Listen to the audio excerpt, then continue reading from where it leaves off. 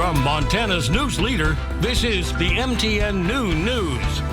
Good afternoon. I'm Augusta McDonnell. Miller Robson has our forecast in just a couple of minutes. But first, let's get right to our top story. In Helena, legislative auditors submitted a report Friday stating that a review of the former state Senate president's handling of a contract identified abuse and waste of resources. MTN senior political reporter Jonathan Ambarian breaks down the report and what could come next. A report from the Legislative Audit Division says a contract that Senator Jason Ellsworth signed off on near the end of last year didn't go through the proper procurement process, but Ellsworth's attorney is pushing back against the findings. Ellsworth, a Republican from Hamilton, was president of the Senate last session. Last week, Lee newspapers reported that he had signed off on a $170,000 contract to pay a firm to analyze the outcomes from the slate of judicial reform bills GOP leaders have prioritized this session. The report said the contractor was a former business associate of Ellsworth's, and that incoming Senate leadership hadn't been aware of the contract. In the days after, Senate President Matt Regier said the issue was referred to the Audit Division fraud hotline. In a 6-page memo, division staff said the contract had originally been designed as 2 separate contracts, each covering about half of the bills. They said those smaller contracts would have been below the threshold that required approval from the State Department of Administration, and once staff determined they should be combined into one contract, Ellsworth hadn't provided enough justification for not going through the standard public notice process before going forward. Shortly after the release of the report, Senate Democrats put out a statement from Minority Leader Pat Flowers, who said, quote, "It is clear that Senator Ellsworth's conduct fell below the high standards Montanans expect from their elected representatives. This matter should be referred to the Senate Ethics Committee for further review and an appropriate resolution." Regier also released a statement saying, quote, "I'm reviewing the legislative auditor's initial report in detail, and I'm glad to see the Senate minority finally expressing concern over the situation. I plan to speak more on this highly concerning issue on Monday." Before the release of this report, Ellsworth told reporters earlier this week he didn't regret his decision, that the contract was fully vetted, and that he had worked to find the lowest price for the state. He said the controversy was a political ploy. In a statement to MTN Friday, Joan Mell, an attorney representing Ellsworth, said the report was grounded in, quote, "speculation and conjecture," that Ellsworth hadn't received due process, and that Senate leadership wanted him out for political reasons, because he broke with them earlier this session to support changes to committee assignments. Mell said, quote, "Fundamental principles of fairness warrant a new, independent, unbiased audit with appropriate representation that meets audit standards." In Helena, Jonathan Ambarian, MTN News.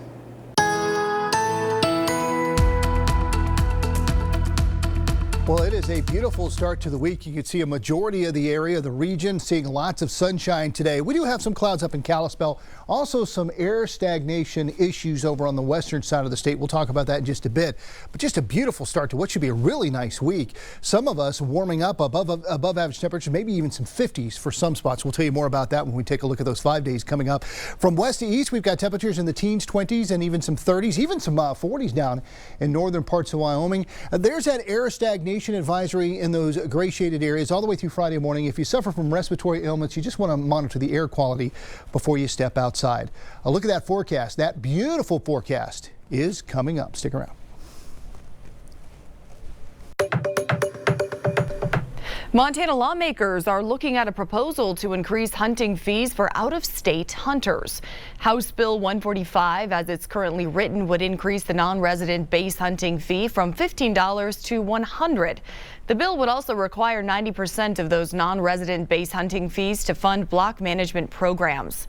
Non-resident hunters make up around 1/7 of the total number of hunting licenses sold each year.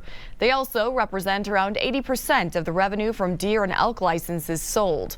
Opponents of HB 145 said their concern was the large jump in price, with some saying they'd be more willing to support an increase to $50 instead of $100. And a big change is coming to one of Montana's most popular foot races. The annual Governor's Cup has been taking place for more than 50 years, but this year, the full marathon will not be part of it. However, the half marathon, 10 and 5K foot races will still go on. Race organizers told MTN the first 3 miles of the course has changed from pavement to gravel. and that requires the course to be recertified if it's to remain a qualifier for the Boston Marathon. Other changes for 2025 include moving the half marathon course back to Helena, with the starting line shared with the 10K race. Organizers are looking forward to focusing more on the half marathon this year, including increased prize money and awards for the fastest man and woman. The races are scheduled for June 14th. Farming and ranching is a way of life, but it's hardly an easy one. Sometimes it can even be dangerous. Last week in Columbia Falls, Rory Wells was moving hay bales in his barn when a stack fell over and crushed him. He was life-flighted to the hospital and has already undergone multiple surgeries. In today's Montana Ag Report, MTN's Sean Wells takes us through Rory's recovery after this freak accident turned his world upside down.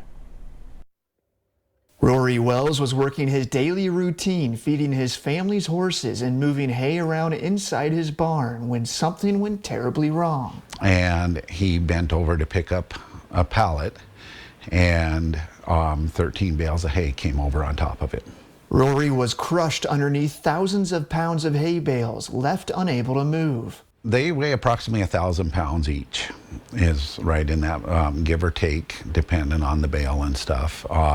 Anywhere from 850 to 1,100, 1,200 pounds. Bob Wells was at his family home in Creston when he received a call from his son Rory. He had his phone sitting on another bale of hay, and he said he couldn't reach it. And so he called out, "Hey Siri, call Pop," and he says that she responded really good. She called right away, and then he told her to hang up, and then he told her to call 911, and she did. Bob raced over to Rory's property as first responders helped stabilize his body and life flight him to Logan Health in Kalispell. The first thing my brother-in-law, when we walked back to count the bales to see how many actually fell, my brother-in-law said that he was surprised that he even lived. Rory suffered a fractured leg, knee, ankle, wrist, and nose, undergoing multiple surgeries as he continues his recovery in the hospital. Bob says he's not sure when his son will be able to go back to his day job as a conductor for BNSF. He has been informed that he cannot put any weight on that leg or foot until for at least 6 months. As Rory begins his rehabilitation, a GoFundMe page has been set up to help cover medical bills and support his wife and 2 daughters as they adjust to their new life. Bob is thankful to everyone supporting Rory and his young family. You know, I knew he was well loved by a lot of his friends and family, you know, but I really didn't expect it to be this good. Like I said, if he just met you yesterday, he is now your best friend. That's the kind of person he is. In Columbia Falls, Sean Wells, MTN News.